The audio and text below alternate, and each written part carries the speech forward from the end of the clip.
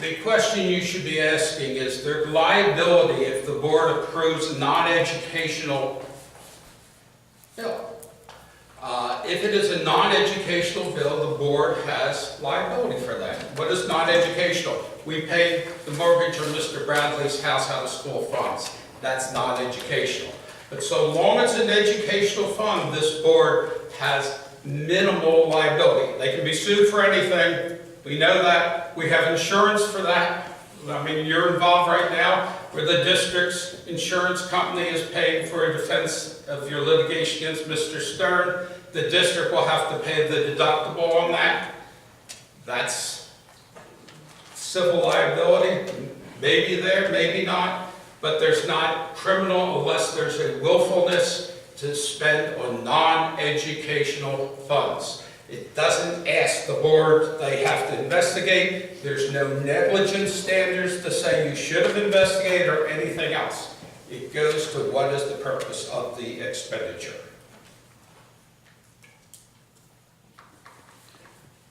So is there possible liability or culpability for the board that could be, let me try it again. If there is this potential possible liability or culpability for the board, could a dissenting board member shield himself from such liability or culpability because they recorded a dissenting vote? I can't answer that for you. I don't know. Vote on what? I mean, let's suppose you were voting on your personal home mortgage. So you say no, but the rest of the board members with a nod and a wink pay your personal mortgage. That probably doesn't insulate you by casting a negative vote. I can't tell you until the actual facts, but if it's a non-educational expenditure. And if it's mere negligence, there's no criminal liability for mere negligence. There has to be a willfulness, and in this case you talk about a conspiracy of the majority. And when you say non-educational, what's the breadth of that educational? Rather than paying someone's mortgage, how about pay for a trip for someone to go to Hawaii? Could be, but if they're going to Hawaii for a school seminar, probably not, because it's educational related. Thank you. Any further comments? All those in favor of paying the bills, say aye. Aye. Opposed? The ayes have it. Need a motion and a second to approve the payment of the following project from the corresponding construction account for the toll road. When you got on the phone, Oh, okay.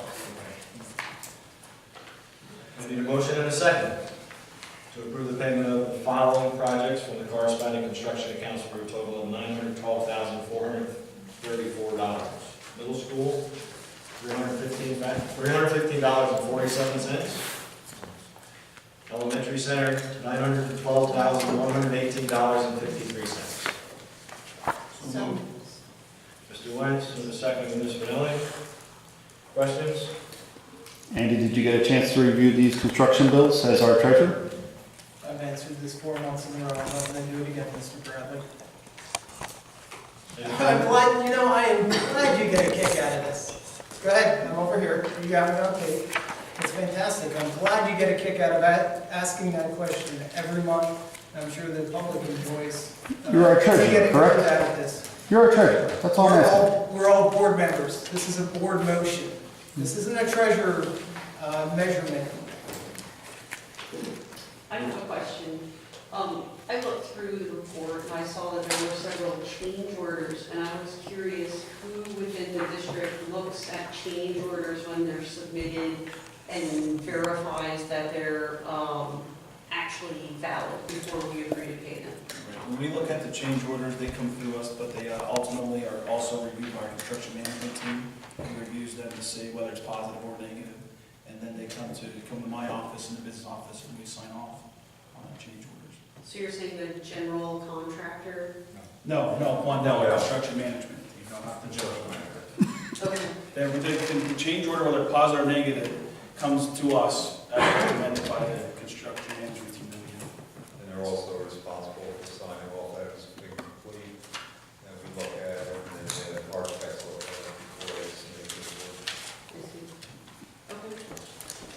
And we just reviewed this a little bit. What was the total amount of change orders? It was pretty negligible, a couple $1 million. Which project? Well, in total. You did $67 million worth of, That's less than $1 million. after $67 million worth of construction? Right. Thank you. Any further comment? All those in favor, signify by saying aye. Opposed? Ayes have it. Need a motion and a second to approve the following reports. Budget report, treasurer's report, which includes general fund, capital reserve fund, capital projects fund, and food service fund, in enclosure of green. A motion and a second, please. So moved. Mr. Howland? Ms. Donnelly? Comments? All those in favor signify by saying aye. Aye. Opposed? Ayes have it. Need a motion and a second to approve exemption from the per capita and/or occupational for the attached list, enclosure number 6 green. Mr. Answer? Second. Mr. Bradley? Questions? All those in favor signify by saying aye. Opposed? Ayes have it. Need a motion and a second to refund the following occupational tax for year 2017 to the following individuals as listed in the agenda. So moved. Mr. Holland? Second. Mr. Wentz? Questions, comments? I'd like to make a statement that it would be important for all district taxpayers to review their occupation as it's listed, because if it was not listed properly, they use a default code, which is very expensive. Thank you. Thank you. Can I add to that? To also make sure that they tell us when they retire. Yeah. Because sometimes they pay it and 2 years later, that's why some of these are refund, they retired, never realized they paid it because it comes with their real estate tax bill. And then, we tell the tax collectors, please tell your people if they're at the office to check. And that's what usually happens when they go to the office, they find out that they shouldn't have paid the previous year, we're refunding it. Right, we should tell all our graduating seniors as well, Yeah, because they're the ones that get hooked.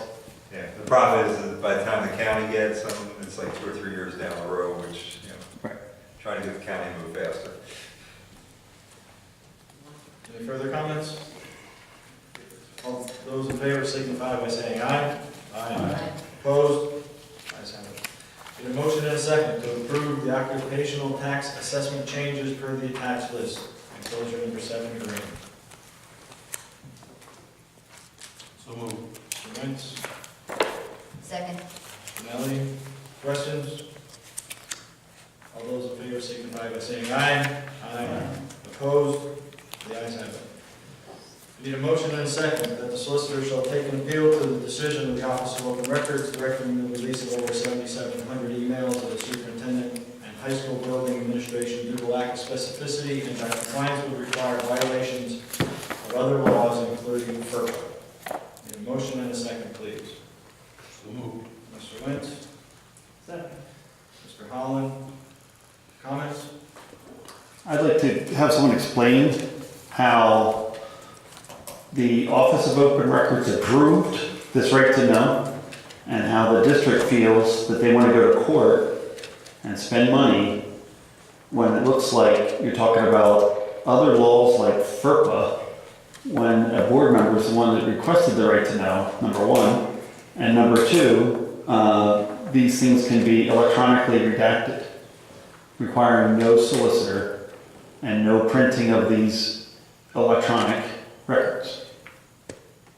One of the concerns that I have is the fact that the amount of review and the amount of time that it takes for our staff to go through and review these type of emails. The other part of the concern that I have is there is a lot of information that is sent, I'll use myself as an example, to me with a lot of private student information and a lot of private medical information from, for example, a staff member may be taking an FMLA leave. Sometimes more information than is required, but they feel they need to express that.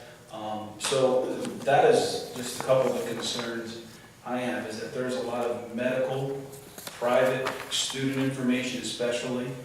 There is information with special needs students that gets forwarded to me, not only from students in our district, but all other districts too, that send information to me to forward or to review, because there may be a student coming to us from another school district before they're able to be set in one of our programs. That information needs to be reviewed by our administration. Many times that comes through my office. So it's not only students in our district that concern me and but it's actually student information from many other districts out there as well. And all it takes is one or two mistakes of an accidental release, and then I'll use you as an example, posting something on the website, maybe with no intent at all, just to share information, and that individual or that's some private information, now the school district could be on the hook for, legal fees because they're being sued over it. So that's the concern. But the Office of Open Records Mr. Bradley, dictated. I wasn't complete. I were complete, I'm sorry, go ahead. Thank you. Continue So with your that fear is- monger. That is you could call it whatever you want. How about we call it the fact that I think students' information should be private? So how about we call that? And you could use whatever other verb, noun, or pronoun, whatever you wish to use. But the responsibility for me is to keep students' information private, and that is one of the reasons you see this motion on the agenda. So again, call it whatever you may wish. So typically, one of the ways that you keep student information private is you would redact their names from said email and/or private information. Is that correct? Again, you have my statement. But you said you'd redact that information. Is that not within your skill set? Mr. Bradley, you have my statement. And I will sign a non-disclosure agreement, which takes the liability off the district to get that released. Thank you. I will add to that because I don't think you signing anything takes the responsibility off the district. The parents still have the right to sue the district no matter what you sign or say you're going to sign. And who would they have the right to sue? The district?